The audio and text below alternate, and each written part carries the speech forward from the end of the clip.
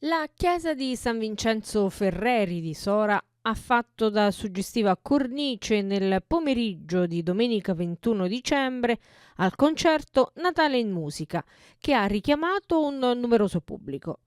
Protagonista dell'evento il coro Friends in Harmony, diretto dal maestro Monica Camerota, che ha accompagnato i presenti in un coinvolgente viaggio musicale. Il repertorio ha spaziato dai tradizionali canti natalizi a brani della musica italiana ed internazionale, come a mano di Rino Gaetano e la celebre The Show Must Go On dei Queen, molto apprezzata dal pubblico.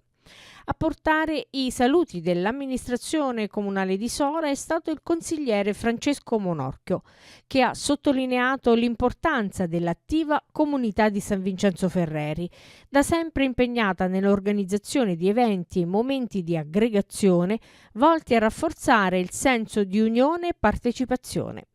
Il concerto ha rappresentato anche un'occasione speciale per salutare l'anno ormai giunto al termine e per rinnovare l'appuntamento a quello prossimo, con la promessa di ritrovarsi ancora insieme all'insegna della musica e dell'allegria.